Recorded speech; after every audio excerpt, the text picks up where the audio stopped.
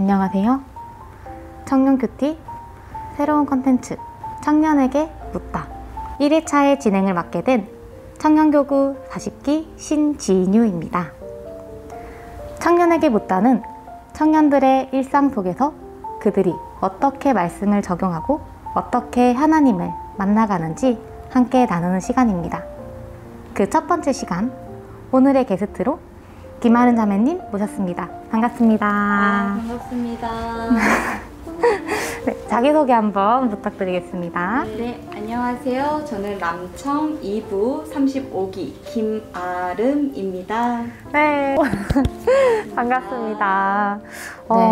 혹시 요즘 일상 어떻게 지내고 계시는지 한번. 저는 지금 이제 새로운 분야에서 다시 일을 시작하게 됐고요. 일을 시작한 지 이제 갓 3주차를 지나고 있습니다. 새로운 일이면 진짜 정말 쉽지 않을 텐데 혹시 힘들진 않으세요? 사실 되게 많이 힘들 것 같았고 다시 사회생활을 시작한다는 게 되게 부담스러웠었는데 그 가운데에서도 하나님께서 저를 도와주시고 보호해 주시는 것을 많이 느끼고 있어서 감사의 기도로 지금 지내고 있습니다. 정말 너무 은혜네요. 네, 저도 정말. 좀 은혜라고 생각하고 있어요. 정말 그 일상생활 속에서 저희가 이제 믿음의 생활을 이어나간다는 게 정말 어떻게 보면 너무 어려운 일이잖아요. 그렇죠. 네, 그 믿음 생활을 어떻게 지켜나가시는지. 사실은 퇴근 후에는 요즘에 어머니랑 같이 계속 가정 예배를 보고 있고요. 또 아침 시간대는 제가 일어나자마자 바로 큐티를 시작하고 있거든요. 아침에 바로 큐티를 시작하는 이유는 그 큐티로 하루를 잘 사용을 하겠다라는 마음가짐도 있지만 사실은 더불어서 제가 퇴근하고 오면은 좀 많이 지쳐서 그때 이제 좀 큐티를 하는 게 저랑 맞지가 않더라고요. 그렇죠. 그러다 보니까 좀 아침 시간대를 활용해서 큐티를 하고자 노력하고 있습니다. 큐티를 하는 방법도 사람마다 다 다르잖아요. 역시 자매님께서는 어떻게 큐티를 하고 계신지. 큐티를 할 때 매일 하려고는 노력하지만 그래도 정말 하기 싫은 날들이 간혹 있더라고요. 그렇죠. 그렇죠. 그러다 보니까 그 시간들도 꼭 할 수 있게끔 저는 간단하게 대단한 거는 아니지만 문장에 빗금을 쳐가면서 읽고 있어요. 문장 마무리마다 빗금에 이제 줄을 그어가면서 읽고 있는데 그렇게 읽다 보면은 가끔씩은 제가 큐티를 의도적으로 읽어야지 하고 읽지 않더라도 그냥 빗금 치면서 그냥 치는 그런 행위를 하자라고 이제 그렇게 생각을 하면서 빗금을 하나하나씩 치다 보면은 문장이 끝날 때마다 또 한 줄을 읽고 있고 문장이 끝날 때마다 한 줄을 읽고 있는 제 자신을 발견하게 되더라고요. 그렇게 하다 보면은 솔직히 이게 한 장이 그렇게 긴 거는 아니거든요. 그렇게 한 10분 정도 읽고 또 그 날의 묵상을 할 수 있는 그런 한 줄 같은 것들이 있어서 그런 것들을 보고 또 거기 옆에 아멘이라고도 글씨로 진짜 써놓기도 하고 그렇게 이제 저는 큐티를 읽고 있는 것 같아요. 정말 그 묵상을 삶의 이제 매일 아침마다 이렇게 삶의 일부분으로 녹여가고 있는 그 모습이 너무 대단하고 멋있고, 근데 이제 삶의 묵상 가운데에서 또 저희 청년교구 지체들에게 해주고 싶은 말씀이 있으시다고. 네. 제가 오늘 들려드리고 싶은 말씀은요, 바로 창세기 40장의 1절부터 23절에 이뤄지는 말씀입니다. 요셉이 투옥 후에 일어나는 일들인데요.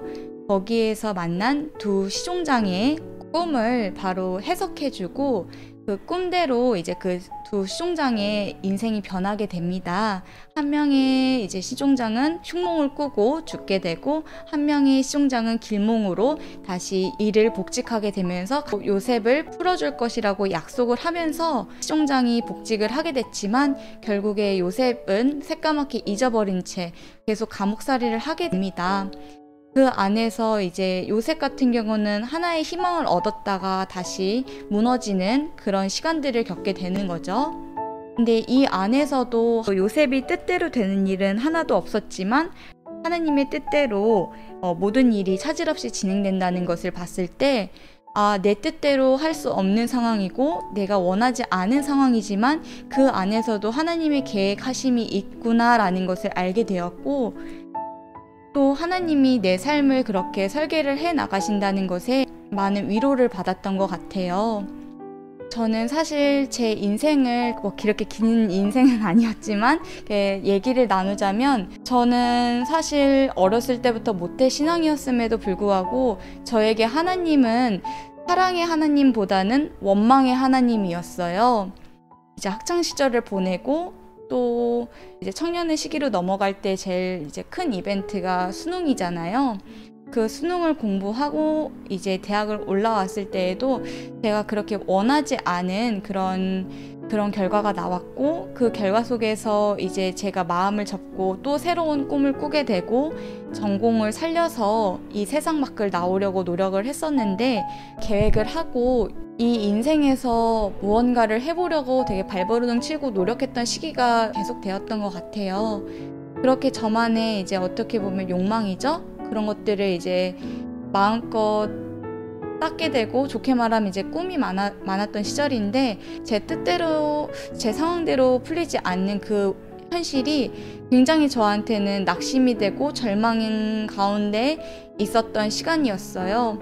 그러다 보니까 원망으로 하나님을 바라보게 되고, 또 원망의 소리밖에 나오지 않더라고요. 왜 나는 이렇게밖에 할 수 없고 왜 나는 남들처럼 그런 결과물을 낼 수 없는 사람일까요? 라는 이제 그런 질문도 많이 하게 되고, 그러는 가운데 이제 결국에는 이 일과는 맞지 않는다는 걸 느끼고 퇴사를 하게 됐고, 1년이라는 방황의 시간을 겪게 되면서 저 나름에는 진짜 영적 사막의 시기를 걸었던 것 같아요.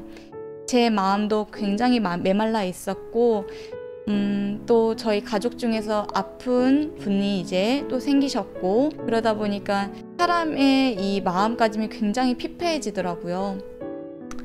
하나님을 붙잡을 수밖에 없는 상황들이 만들어지면서 처음에는 원망을 했던 것 같아요. 미워했던 것 같아요, 하나님을. 왜 나한테는 이런 시련밖에 안 주고 왜 나한테는 이런 고난밖에 안 주십니까? 라는 이제 얘기를 많이 하게 되었는데, 결국에는 그 안에서도 결국에는 하나님의 뜻을 보여주시고, 또 제가 하나님의 은혜로 저에게 좋은 분들을 붙여주시고, 그분들을 통해서 또 회복을 하게 되고, 또 하나님을 깊이 묵상하는 계기를 만들어주시고, 용기를 얻게 되고 소망을 얻게 되고, 제가 이 인생에서 소망을 갖게 된 게 불과 얼마 안 돼요. 근데 이 소망을 갖게 되면서는 과거에 제가 제 마음대로 제 생각대로 이뤄나가려고 할 때랑은 정말 환희하게 다른 것 같아요. 그렇게 이제 제 자신을 변하게 되면서 지금도 많이 부족한 상황이지만 이렇게 하나님을 계속 믿어가고 의지하고 하려고 하고 있습니다. 이제 거기에 더불어서 제가 여러분들한테 들려주고 싶은 시가 있는데요. 한번 읽어볼게요. 당신이 된 것은 이유가 있지요. 당신은 하나님이 신묘막측한 계획의 한 부분이에요. 당신은 소중하고 완벽하고 독특하게 만들어졌으며, 하나님은 당신을 그분의 특별한 여자와 남자로 부르고 있죠. 존재의 이유를 추구하는 당신, 그러나 실수하지 않은 하나님, 어머니의 자궁 안에서부터 손수 당신을 지으신 그분, 그러기에 당신은 그분이 원하는 바로 그 사람이지요. 당신의 부모님도 그분이 선택했어요. 지금 당신이 어떻게 느끼든 하나님의 빈틈 없는 계획대로 그들을 선택하사 그들의 손에 주님의 확인 도장을 찍어주신 것이죠. 물론 당신이 당한 고통 견디기 쉽지 않았겠지만, 하나님 역시 당신이 마음 상했을 때 눈물 흘리셨어요. 하지만 그것을 통해 당신의 마음이 하나님의 형상을 따라 닮아가고 성장하길 원하셨죠. 당신이 된 것은 이유가 있지요. 주님의 지팡이로 지어진 당신이 사랑받는 당신이 된 이유는 하나님이 계시기 때문이죠.